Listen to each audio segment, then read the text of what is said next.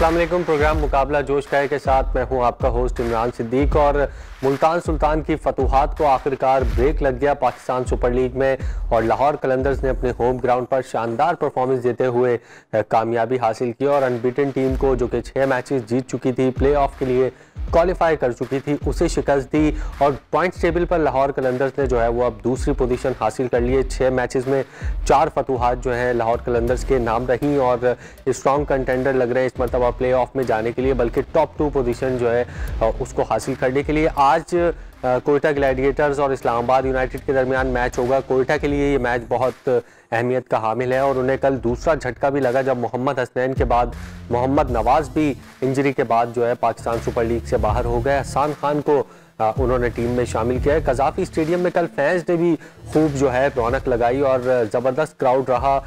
गो के 50% इजाज़त है, लेकिन इससे ज़्यादा हमें क्राउड जो है कज़ाफी स्टेडियम में देखने में नज़र आ रहा था। किस तरह कलंदर्स ने कामयाबी हासिल की, बैटिंग बॉलिंग और फील्डिंग में किस तरह मुल्तान सुल्तान को आउट क्लास किया, इस हवाले से एक रिपोर्ट देखते हैं और फिर आकर प्रोग्राम में गेस्ट का तारुफ कराएंगे और गुफ्तगू शुरू करेंगे। तो एक ज़बरदस्त कामयाबी हासिल की लाहौर कलंदर्स ने और मुल्तान सुल्तान के लिए अच्छा भी हुआ कि प्ले ऑफ से पहले उन्हें शिकस्त हो गई। तमाम मैचेस जीतते तो एक ना एक दिन बैड दिन ज़रूर आना होता है, वो प्ले ऑफ में ना आए क्योंकि ज़बरदस्त परफॉर्मेंस है उसकी टीम की। अरसलान शहजादी सीनियर स्पोर्ट्स जर्नलिस्ट हमारे साथ मौजूद हैं और आलिया रशीद भी हमारे साथ मौजूद होंगी, सीनियर स्पोर्ट्स जर्नलिस्ट। अरसलान, आपके पास आता हूँ। पहले ज़बरदस्त एक कामयाबी हासिल की और लग रहा था जिस तरह मुल्तान ने पहले भी 200 रन का हदफ हासिल किया है तो ये आसान हदफ होगा उनके लिए क्योंकि उनके ओपनर्स भी शानदार फॉर्म में हैं, मिडल ऑर्डर भी शानदार फॉर्म में है। लेकिन लाहौर की बॉलिंग लाइन कल बहुत ही ज़बरदस्त रही और जिस तरह उन पर बात की जाती है कि एक बेहतरीन बॉलिंग लाइन है, कल पहली मरतबा देखा कि हाँ उस बेहतरीन बॉलिंग लाइन ने चैंपियंस की तरह बॉलिंग कराई। देखिए इमरान, सबसे पहले तो बात यह है कि मैं मुल्तान सुल्तान को इसका क्रेडिट दूंगा कि वो यानी सिर्फ विनिंग की तरफ नहीं जा रहे, वो हमेशा कुछ ना कुछ नया करने जा रहे होते हैं। आप अगर देखें कि उन्होंने अगर पिछले मैच की बात करें ज़ल्मी वाले में तो उसमें पहले बेशक वो टॉस हार गए थे लेकिन पहले बैटिंग की, आज वो चेज की तरफ गए। हालांकि अगर वो यानी टॉस जीते हुए थे और बड़े अच्छे तरीके से इस पिच को और इस कंडीशन को समझ चुके थे तो वो उसी पैटर्न पे जा सकते थे। समथिंग न्यू वो करते रहते हैं और एक फेलियर ड्यू होता है और फेलियर हुआ। लेकिन यहाँ पे मैं लाहौर कलंदर को पूरा क्रेडिट दूंगा कि उन्होंने पूरे तरीके से आउट किया इस मुल्तान की टीम को। मुल्तान इसमें एक चीज और बड़ी देखने वाली है कि आप अगर पिछले 6 के 6 मैचेस में देखें तो 5 से ज्यादा आउट ही नहीं हुए थे मुल्तान के और हमें कुछ समझ नहीं आ रहा था। और ओपनर में अगर एक ओपनर आउट हो भी जाता था तो दूसरा परफॉर्म करते हुए 10 ओवर तक जरूर जाता था।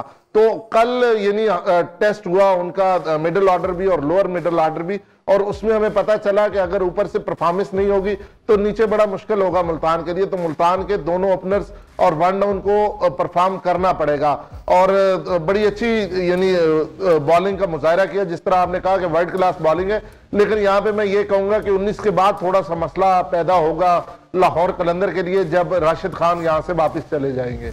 बिल्कुल मसला तो होगा क्योंकि वो T20 लीग में दुनिया के माने हुए बॉलर हैं, वर्ल्ड क्लास जो है बॉलर हैं। कल शाहीन शाह अफरीदी की कप्तानी भी हमें उसमें बेहतरीन नज़र आई क्योंकि गुज़िश्ता मैचेस में हमने देखा कि 200 रन उनकी कप्तानी में 2 मरतबा चेज़ हो गए और इतने अच्छे रन बनाने के बावजूद टीम जो है वो नहीं जीती। हालांकि कराची में इतना ड्यू फैक्टर भी नहीं था।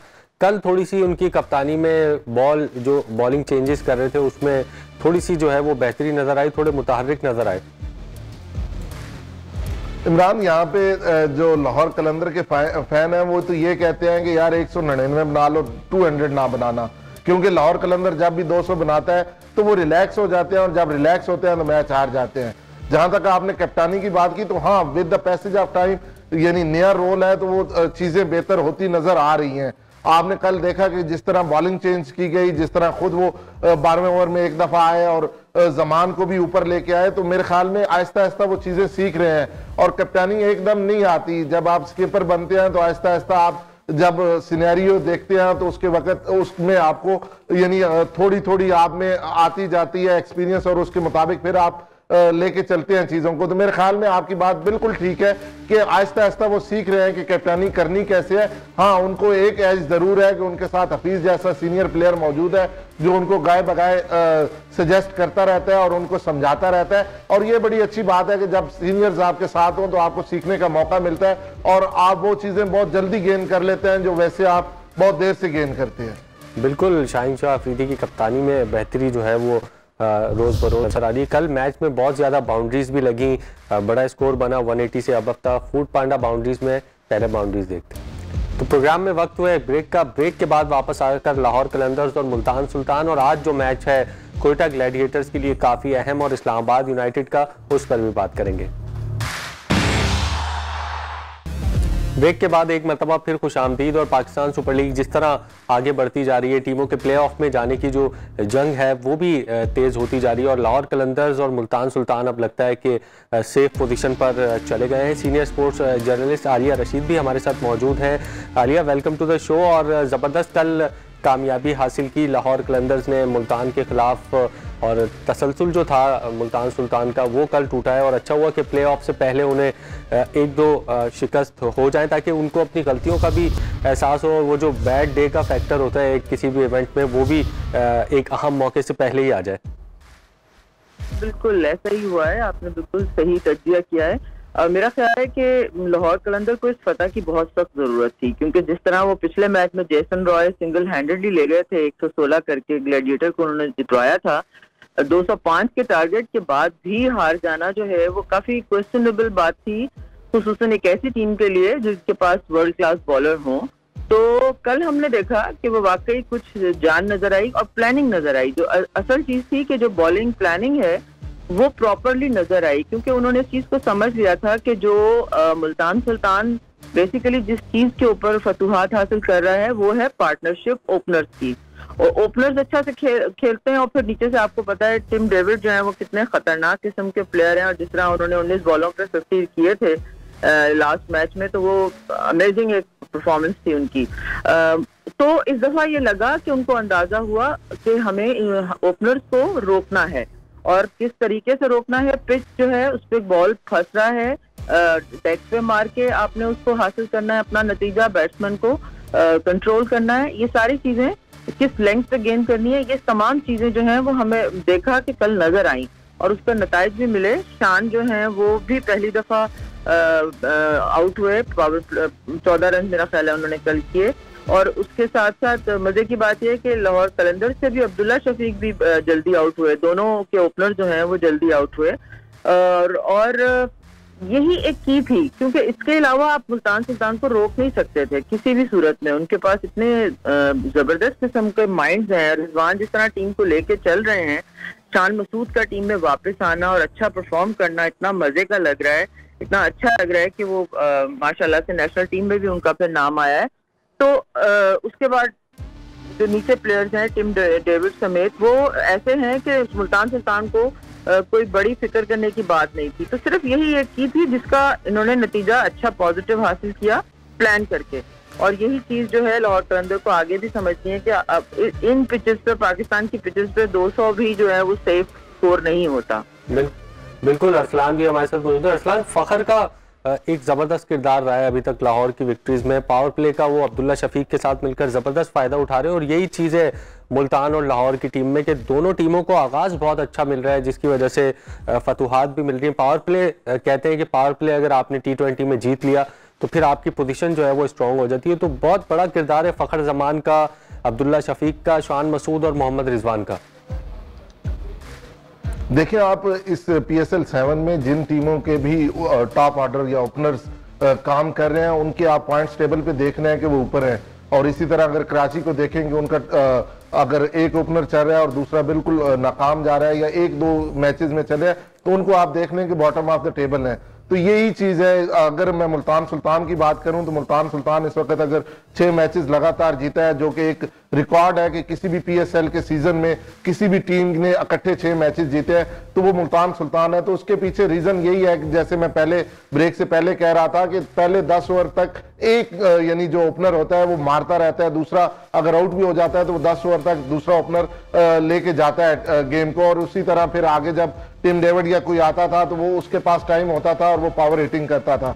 इट्स सेम लाइक दैट अगर यहाँ की बात करें तो हाईएस्ट स्कोरर थे 5 मैचेस के बाद ही जो कराची लेग जब एंड हुआ तो लाहौर कलंदर की तरफ से किसी भी प्लेयर के किसी सीजन में सबसे ज्यादा स्कोर थे तो वो फखर जमान थे, 356 स्कोर कर चुके थे उस वक्त।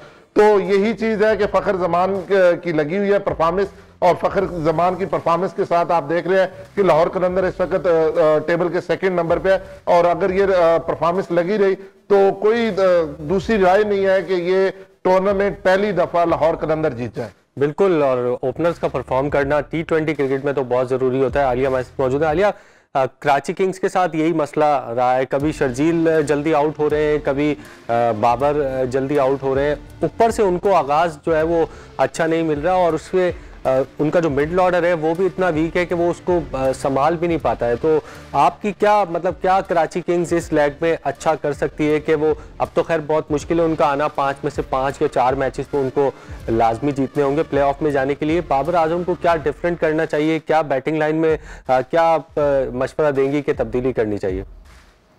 जी, इससे पहले कि कराची किंग्स के बारे में बात हो, मैं एक पॉइंट हाईलाइट करना चाह रही थी लाहौर कलंदर का, कि वो थोड़ा सा मेरा ख्याल है कि उनको अपनी जो बैटिंग लाइनअप है उसमें बहुत ज्यादा जो है वो रिजिड नहीं होना चाहिए, क्योंकि हम बार बार कह रहे हैं कि फिल सॉल्ट और ब्रूक्स इतने जबरदस्त प्लेयर हैं, अगर आप उनको फायदा नहीं उठा रहे उनसे, उनको ऊपर भेज के, क्योंकि देखिए कामरान गुलाम हो, हफीज हो, अब्दुल्ला शफीक हो, ये लोग सब एक जैसे बैट्समैन हैं।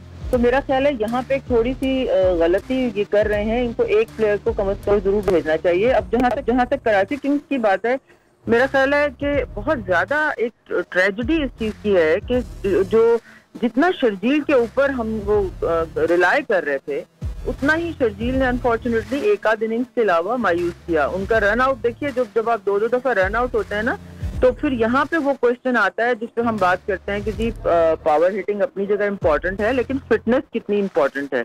इसी तरह फरहान जो है, साहबजादा फरहान भी रन आउट हुए हैं, तो अब प्लस साहबजादा फरहान जो है वो नेशनल T20 में इतना शानदार खेल के टॉप स्कोरर रहे हैं, लेकिन उसके बाद अब जब उनकी बॉडी लैंग्वेज में कराची के मैचेस में, तो ऐसे लगता है कि वो PSL का जो प्रेशर है उसको हैंडल नहीं कर पा रहे, शायद उस ये जो एक लेवल है उसका, जिसकी वजह से सारी दुनिया में देखा जा रहा है, या साइकोलॉजिकली क्या उनको इतना ज्यादा सपोर्ट नहीं मिल रही, या कुछ समझ नहीं आया। फिर देखिए उनके टेक्निकल डिसीजन मुझे अजीब लगे। मोहम्मद नबी को दुनिया का कोई आदमी जो है वो तीसरे नंबर पे नहीं खिलाएगी, कोई दुनिया की टीम, ठीक है, वो नीचे के फिनिशर के तौर पर खेलते हैं, और वही उनको होना चाहिए था।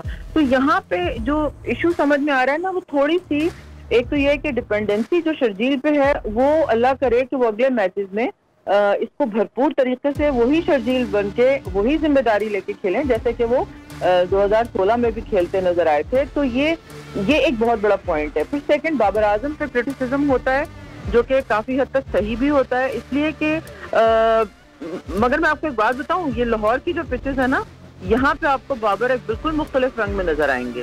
जो स्लो और जहाँ पे बॉल फंसता है वहां पे बाबर भी स्लो पिचेस पे जो है वो अनकंफर्टेबल रहते हैं। अब यहाँ पे चूंकि बॉल बड़ा अच्छा बल्ले पे आ रहा है लाहौर में, आप देखिएगा कि वो मुमकिन है कि कराची किंग्स जो है वो सारे मैचेस बिल्कुल, और उम्मीद करते हैं कि बाबर आजम और शर्जील और कराची किंग्स की टीम लाहौर में जो है वो अच्छी परफॉर्मेंस का मुजाहरा करे। प्रोग्राम में वक्त हुआ एक ब्रेक का, ब्रेक के बाद वापस आकर इस मैच पर भी गुफ्तगू करेंगे, और कल जो मैच में सख्त नर्म सर्फ एक्सल सख्त नर्म मोमेंट्स कुछ नजर आए रिजवान के और शाहीन शाह अफरीदी के दरमियान, वो देखते हैं और फिर ब्रेक के बाद वापस आएंगे। ब्रेक के बाद एक मरतबा फिर खुश आमदीद। और ब्रेक से पहले लाहौर कलंदर्स और मुल्तान सुल्तान का जो मैच था उस पर हमने काफ़ी बात की। आज भी काफ़ी अहम मैच है कोयटा ग्लैडिएटर्स के लिए पाकिस्तान सुपर लीग में, और मजबूत इस्लामाबाद यूनाइटेड से उनका मुकाबला है। गो के उनके जो ओपनर हैं पॉल स्टर्लिंग वो लीग छोड़कर चले गए, लेकिन कोयटा ग्लैडिएटर्स के लिए भी बुरी खबर ये कि हसनैन के बाद नवाज भी जो है वो इंजरी के बाद जो है टूर्नामेंट से बाहर हो गए। आलिया रशीद हमारे साथ मौजूद है। आलिया, ज़बरदस्त मैच है कोयटा ग्लैडिएटर्स के लिए, जीत भी उनके लिए ज़रूरी है। 5 में से 2 मैचेस वो जीते हैं, और अब नवाज भी नहीं है उनके पास, लेकिन एक बूस्ट उनको ज़रूर मिला है कि जेसन रॉय ने टीम को ज्वाइन किया, और जिस तरह उन्होंने गुज़िश्ता मैच कोयटा ग्लैडिएटर्स को जितवाया एक ज़बरदस्त परफॉर्मेंस के बाद। तो आज का मैच किस तरह देखती हैं और किसको फेवरेट समझती हैं आप?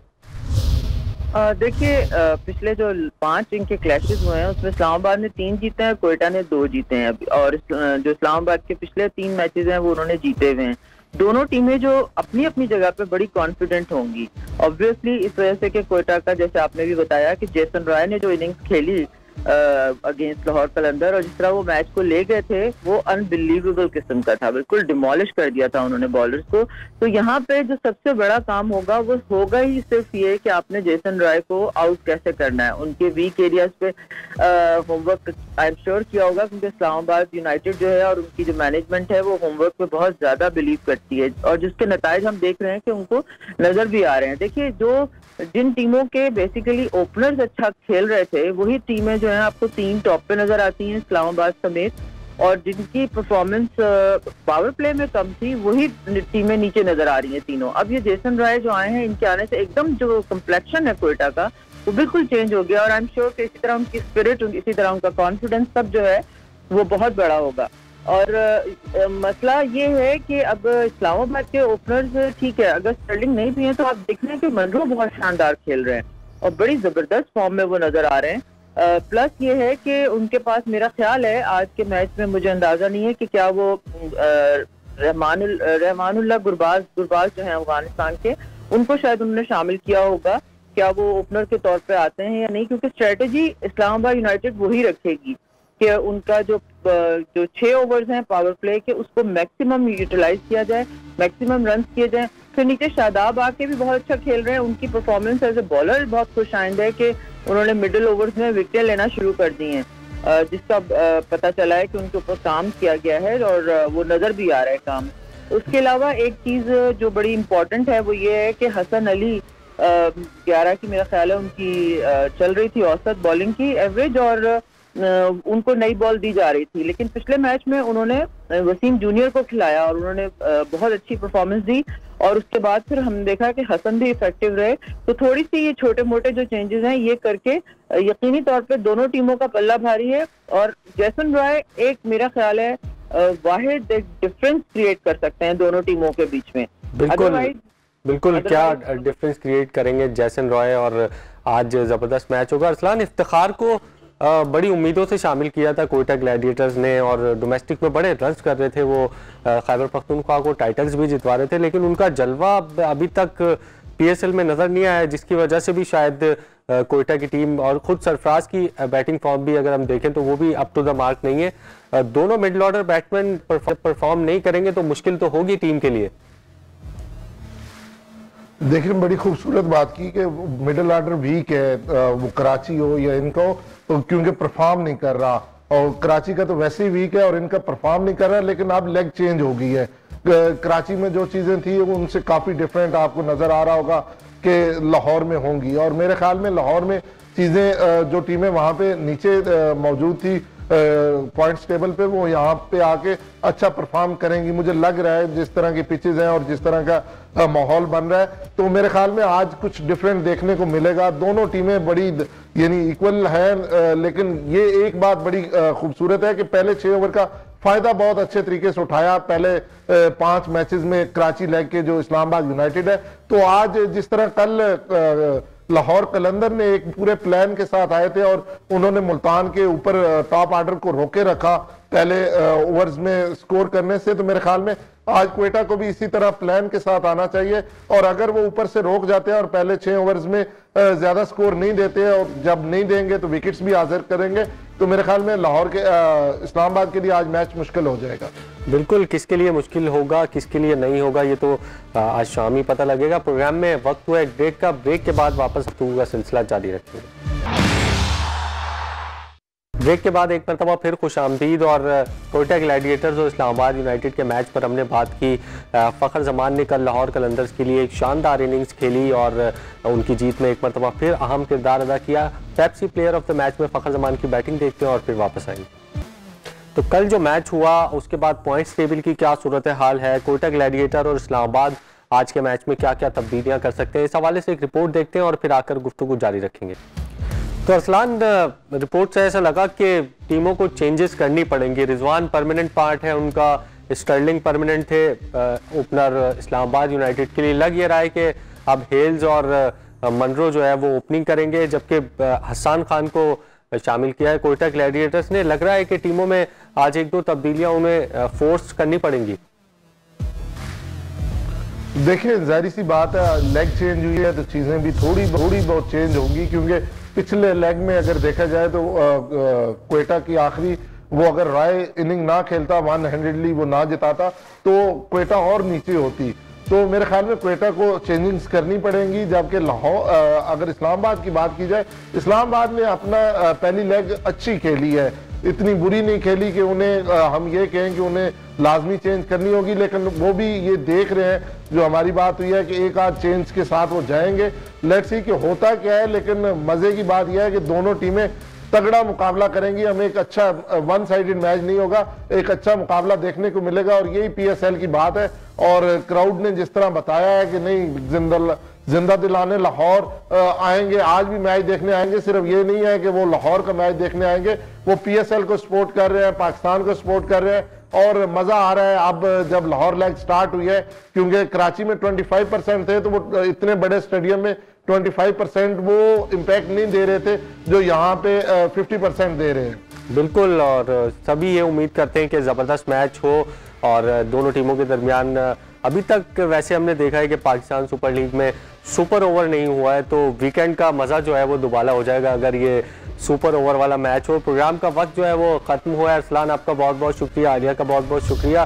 कल प्रोग्राम के साथ और एक नए गेस्ट के साथ आपकी खिदमत में हाजिर होंगे, तब तक के लिए अल्लाह हाफ़िज़।